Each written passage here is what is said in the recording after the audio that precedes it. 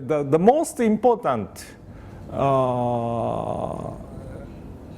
experience that triggered me to become ecologist was 1986 when I took at the Graduate School of International Studies at the University of Denver in Colorado, United States. I needed one more course to finish what I was required. And so I reluctantly registered for a course titled Global Issues. And then I happened to be informed about the global warming as the first time. And that was most paradigm shift experience that I may be killing the people on the other side of the planet, or I may be killing the people who are not yet born. That really opened my eyes up, and so that was the most dramatic experience. And of course, my younger, experiences were related. That when I was until I became a college student, I wasn't sure what to do, and at the college, I decided to. I guess I wanted to work for the public, so I became a member of cheerleading club, which is kind of volunteer, And by the time I was graduating, since I cannot remain cheerleader forever, so I decided I had to think about what to do, and decided to work for the less privileged people, more suffering people in the world. And then my advisor instructed me to go to the United States and study. And by spending more years than normal students, I get my master's and the PhD. And by the time of that learning about global warming, my what I was going to write for my PhD, which was about African politics, could not have been changed. So I worked on it and finished it. But in my heart, that was the time when I became an environmentalist. Can you tell us something about your family? Mm-hmm. Because so many students also took the course on global issues, mm-hmm. but it was not That's true. shocking for them. That's true. It did not change their life. So there must be something in your family mm-hmm. or in your upbringing mm-hmm. that enabled you to be shocked. That's true, yes. I'm from family which was established even before modern capitalism arrived to Japan. And by using that status, my ancestors tried to make public contributions. And by my generation, there isn't that money to, I can't contribute to the society by using my money. However, we had enough money to let me study and learn. And through my brain and the heart, I can make a contribution to the society. And I do remember that when I lost my first love around the age of 20, I became kind of thinking, well, I'm dying, and human life is such a miserable thing, and all negatively. And then my father saw me not being able to eat and said that, well, each of us is a real tiny, just, dust kind of thing in a huge universe. And however, what we do would never become zero. It's more than zero, good or bad. And so even if you have you perish from this world, what you have done, the universe is influenced by it, even though it's 0.000001%, but still you have impacted the universe, and by somehow it relate, that kind of gave me the world view, I guess initial world view, and somehow I started to eat again and overcoming that lost love, and somehow I became the captain of that cheerleading club, and then went to the United States to work for the people most suffering, which it seemed to me the African poor. Yes. The story of your father is also very interesting. Yeah, thank you. Yes. Could you tell us about your father, especially for his generation that had gone through the war? Yes, he went through the elite education just before the Second World War, and he happened to enter the top Japanese high school, all super intelligent, intelligent 16, 17, 18-year-old people, and where he had to take 2 foreign languages, not just English, but he had to take German or French or something, and then so he took German. And as a textbook, there was no German book except for Immanuel Kant, that philosopher Immanuel Kant's writing, which even most Germans never wants to read, kind of very, very philosophical stuff. And 16, 17-year-old my father studied so much, and he, Kant, I understand, is sort of remotely related to liberal capitalist ideas, but at the same time he was a universalist, not like a Japanese, Chinese, American kind, universalist. So humans should treat the other human in which way, kind of thing, I believe. And my father, just by trying to get a good grade in German class, studied so hard, and I guess it became part of his personality. And then the Sino-Japanese War started, and he was stationed in China as a military administrator.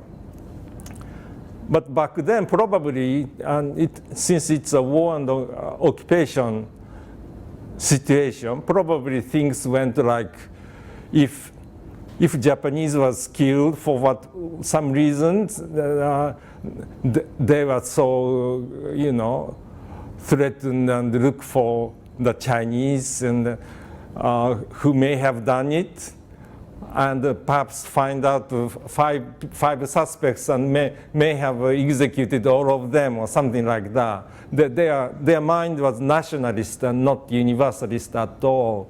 And my father, who wasn't particularly pro-Chinese nor pro-communist, still had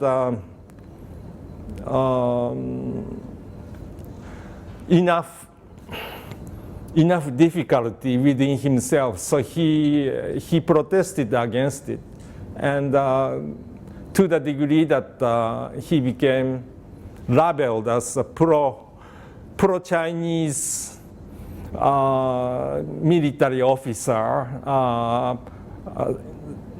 suspicious about his loyalty to our emperor or something like that. So he could have been killed by by own colleagues at any moment. But I do not know the reason, but he was dismissed just before the Pearl Harbor. So he could go home, and I don't know. Maybe he has saved 10 or 100 Chinese lives, but anyway, he himself almost was killed, and in that case, of course, I would never have been born, and that was the situation. Yes. So your focus is on ecology, but then you studied Africa before. Mm-hmm. Yes. But are you still working on questions about Africa, or you've moved basically to climate change?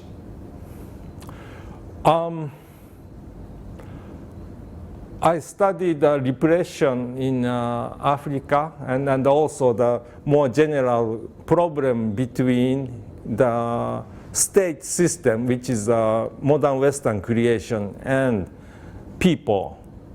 And people's orientation to the state was the title of my dissertation. And I visited one of the African countries, and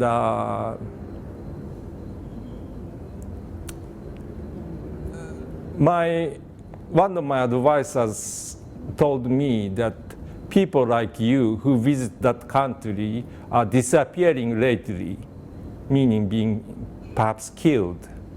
And so be aware that this could be the end of your life.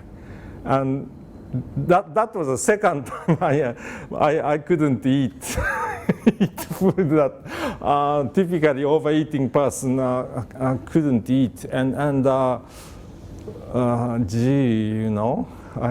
finally passed my prospectus, and now I'm told that my life may be at the beginning of the end,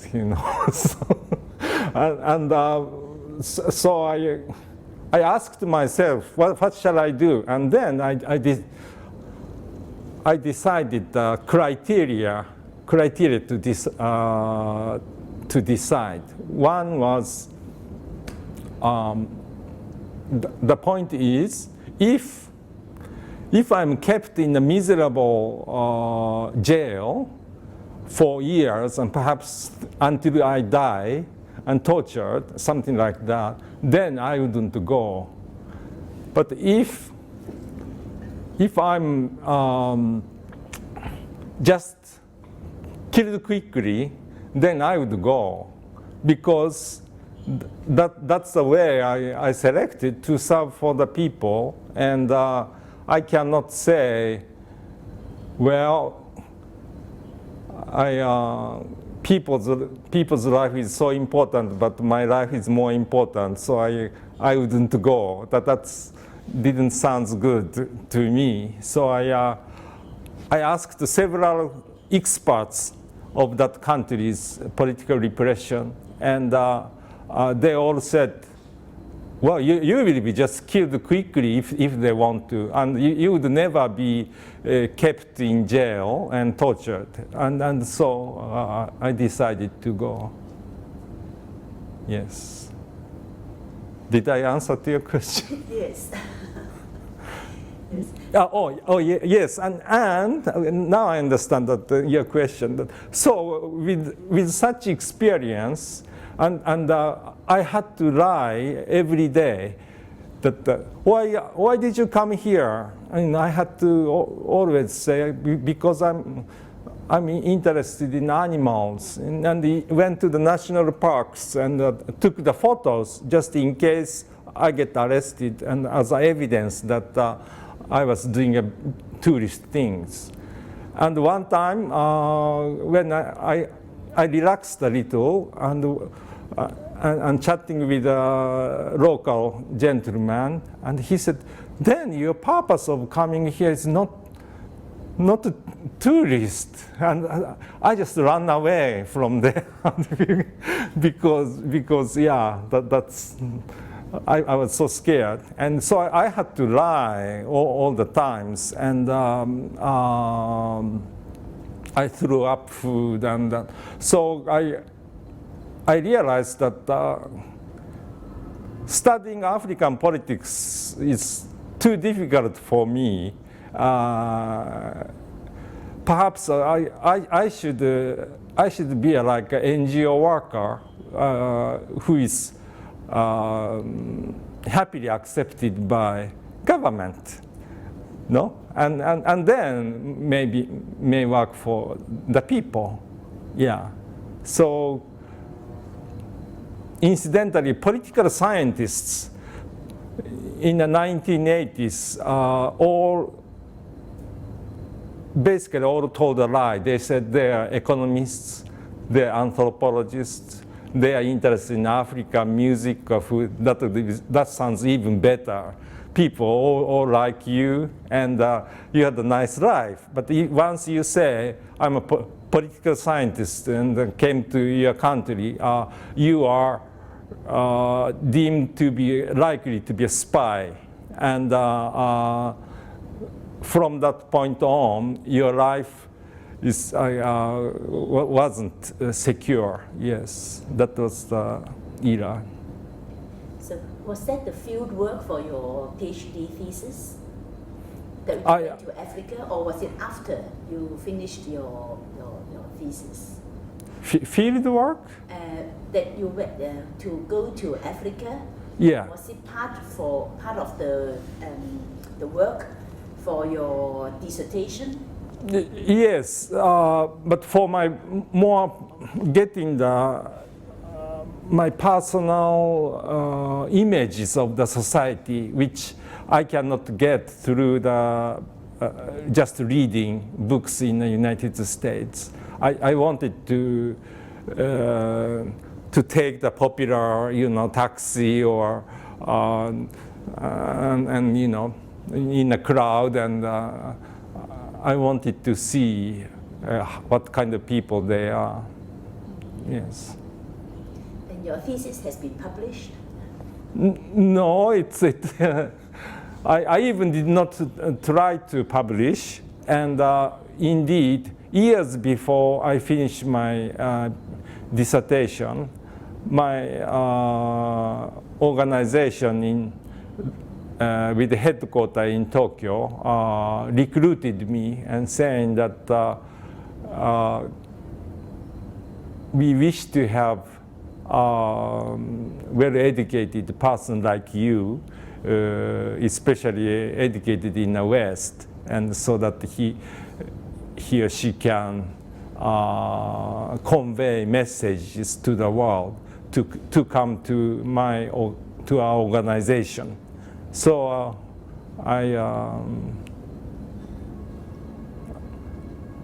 I decided, and then as a necessary thing to do, I did write my dissertation and become the member of NGO, which is for, quote, sustainable development, which is, as you know, it's a very controversial term.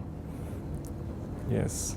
So when you finished your studies, you came back to Tokyo and worked for that NGO? Yes.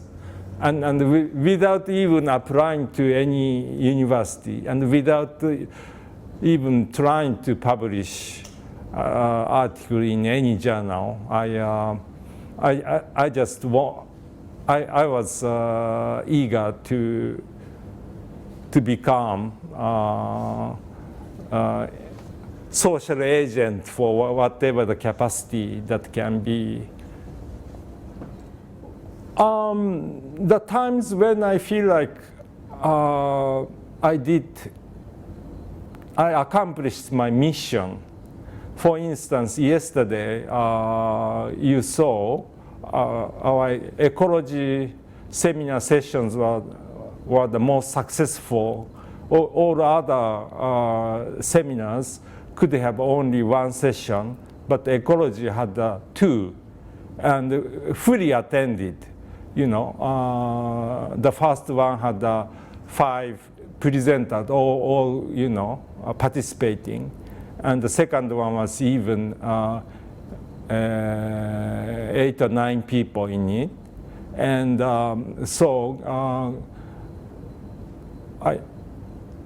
I'm very proud of you know, leading to that results. I had to look for the right people and send the right message to make these 2 sessions to happen. And I believe ecology, to me personally, ecology is most essential.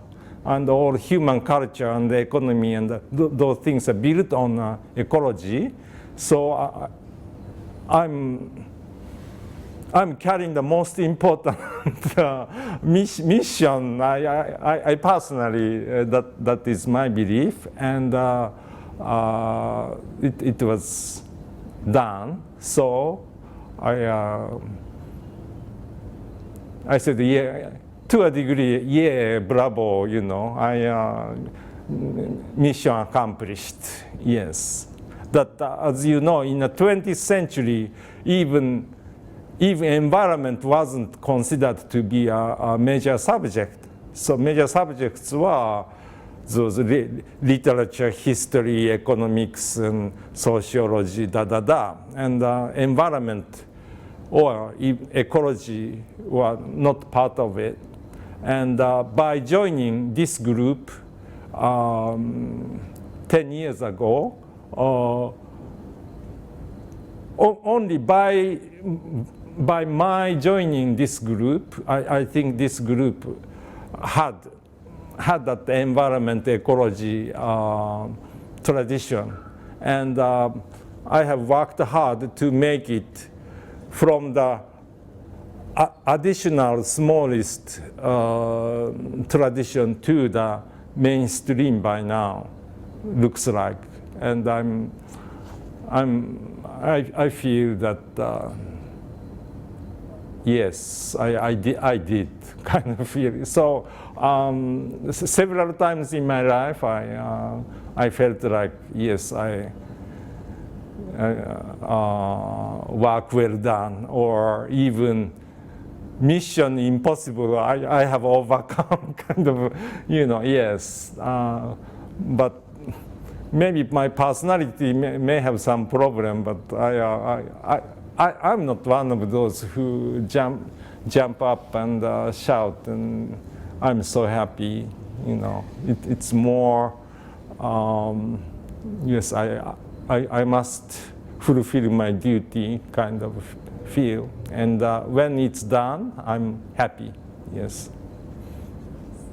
I'm also happy to be one of your panel members. Yes, yes, yeah. But can we take one last question about Fukushima?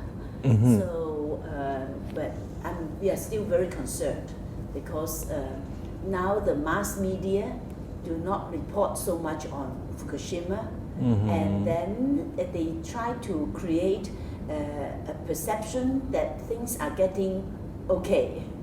Mm-hmm. But of course, we know that there are still huge problems that cannot be resolved. Mm-hmm. So, what do you think?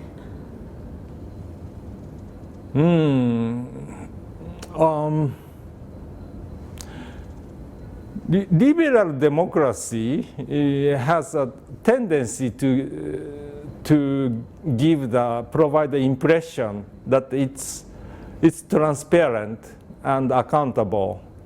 However, it's not. So, like when I talk to my very aged father about the problem of global warming, he says, so why people did not know about it, and why it's not on the TV? And so I said, Father, just like the pre-war Japanese newspapers were biased, perhaps less so after American occupation, we still have quite biased media.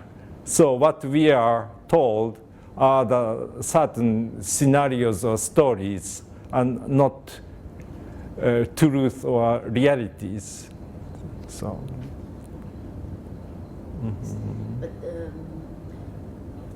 But you have been against the nuclear power for a long time, yes?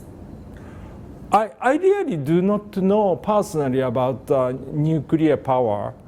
So my position was not really established. I was more generally, we need to become, we should have the identity, not as a Japanese or even not as a human, but as a habitant on Earth. So that's kind of a paradigm shift in mind is essential. That was the key point. And of course, I know I did visit, for instance, Hiroshima, and saw how devastating it can be. And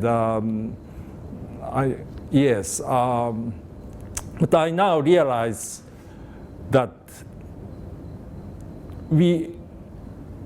prime enemies in our age are invisible ones, not that this and that soldier, not this and that military tanks or boats. It's those nuclear radiations and CO2s in the air, which we cannot see, and it doesn't stay within the border of that country. It goes around the earth. So we are entering the era which requires a totally new paradigm.